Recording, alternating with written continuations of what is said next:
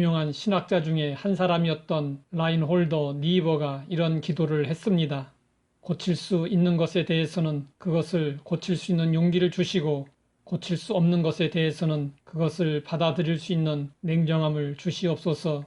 그리고 고칠 수 있는 것과 고칠 수 없는 것을 식별할 수 있는 지혜를 주시옵소서. 저에게 세 가지의 능력을 허락하시옵소서.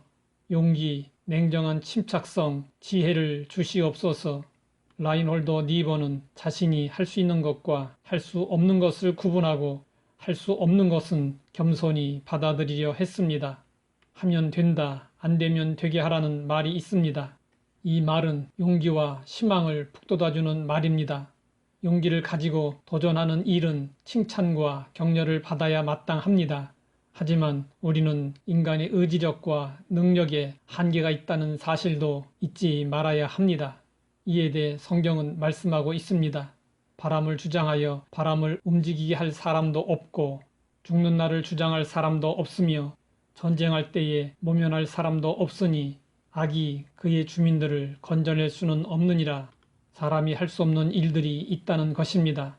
자연의 법칙을 거스르거나 자연을 마음대로 주장할 수 없습니다. 또 인간은 죽음을 거부하거나 죽음의 날을 미룰 수 없습니다. 왕을 위하여 평생을 바친 한 신하가 죽어가고 있었습니다. 왕은 그 신하를 만나러 갔습니다. 왕은 죽어가는 신하에게 말했습니다. 자네가 충성스럽게 나를 받들었으니 나도 뭔가 보답하고 싶네. 그대가 원하는 것이 무엇인가 무엇이든 다 들어주겠네. 그러자 죽어가는 신하가 대답했습니다.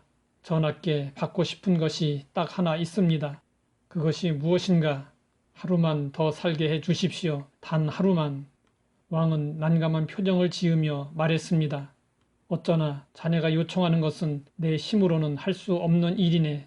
그것은 오직 하나님만이 하실 수 있다네. 천하를 호령하는 권세를 지닌 왕이라도 죽어가는 자의 수명을 연장시킬 수는 없었습니다. 어떤 명의도 죽음을 막을 수 없습니다. 우리의 날들은 정해져 있습니다. 하나님이 정해놓으신 때가 이르면 누구도 죽음의 일격을 피할 도리가 없습니다.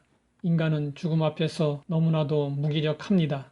그러나 하나님은 이 세상 만물을 주장하시고 우리 인간에게 생명을 주시기도 하시고 거두어 가시기도 하십니다.